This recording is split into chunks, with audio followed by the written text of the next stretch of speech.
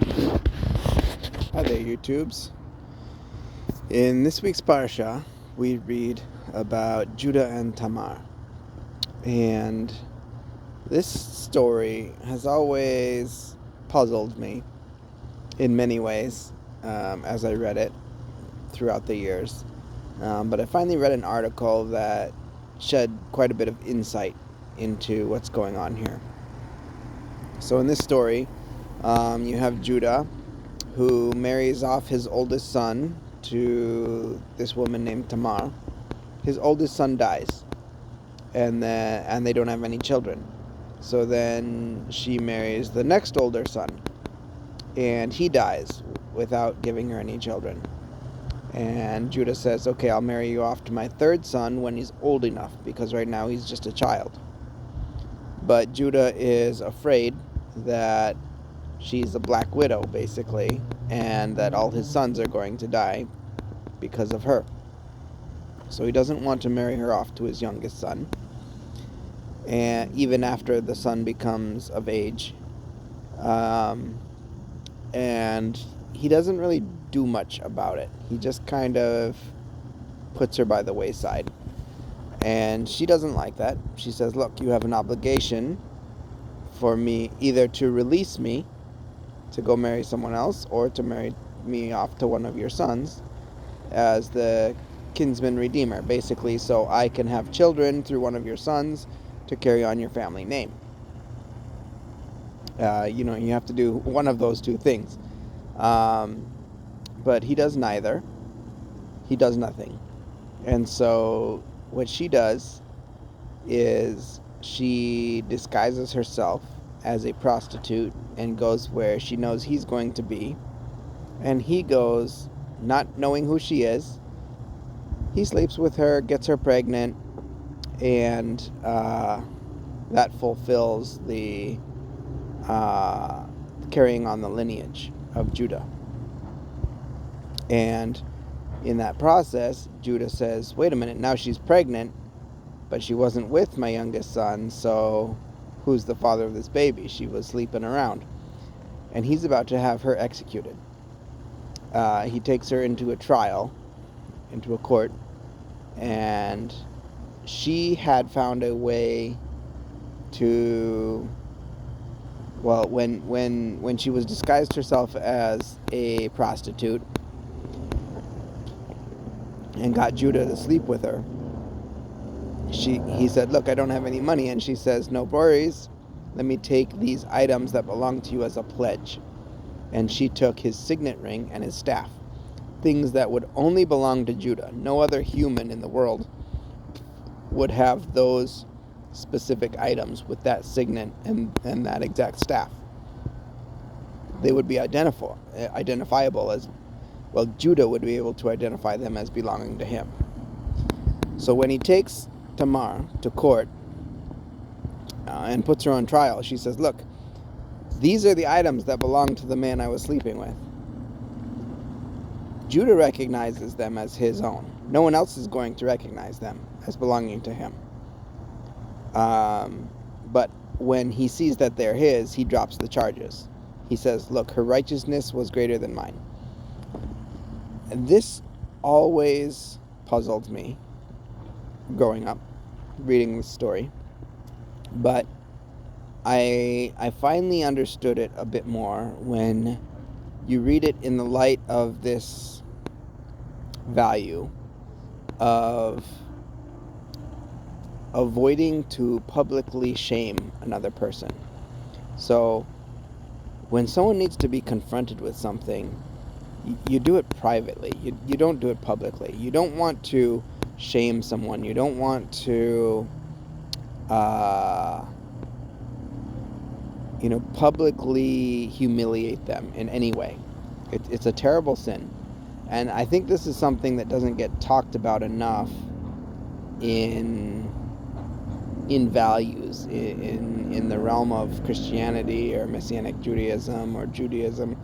Like, this is a very important value.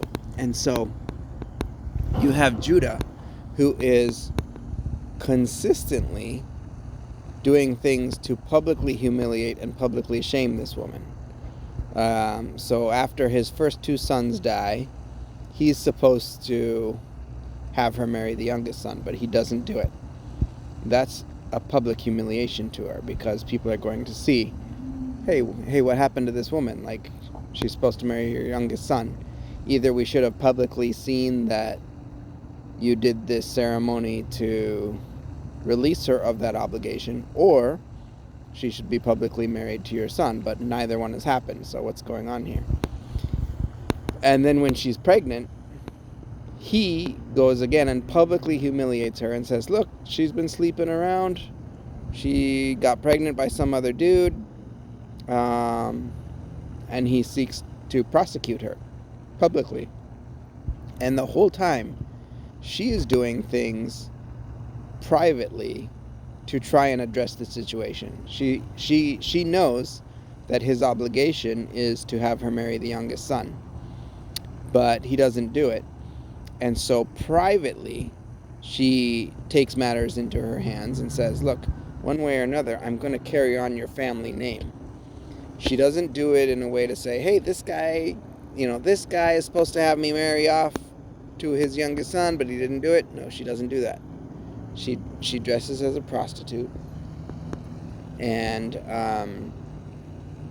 he gets her pregnant unknowingly, and then the way that she defends herself also is private, in the way that she avoids publicly humiliating him by taking his signet ring and his staff. Only he's the one who can identify them.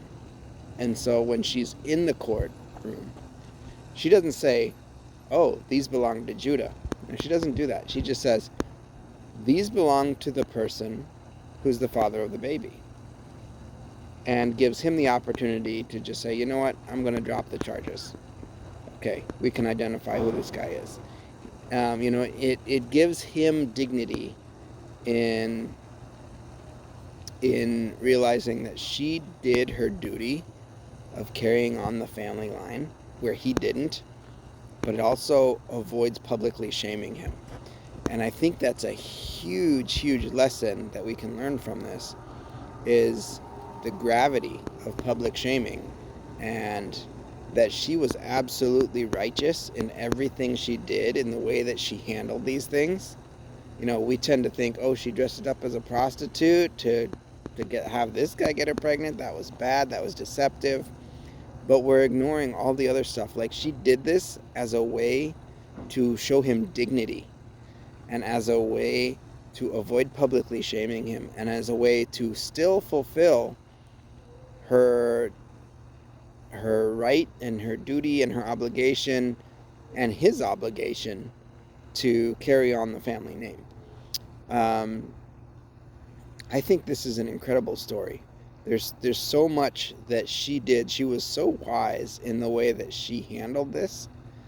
And we tend to just focus on, oh no, she did this deceptive thing and dressed up as a prostitute.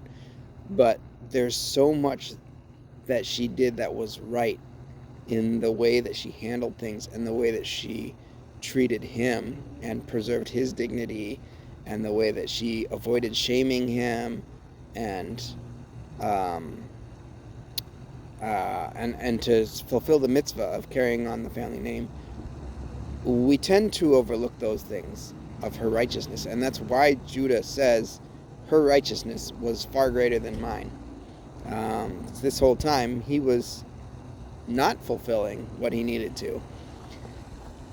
And I think as a reward for that, that's where she becomes the lineage of the Messiah, first of King David, and then of Yeshua. We see that. And I think that's why the Torah takes the time to tell this story in great detail, is because there's a lot of lessons to be learned here. Namely, this lesson of not shaming someone publicly, avoiding to dishonor someone, and doing all that you can to save face for yourself and for others is a great value that we can learn so much from. So may we all take this to heart and learn this value, of avoiding to publicly shame another person and to preserve other people's dignity and to show grace to those around us.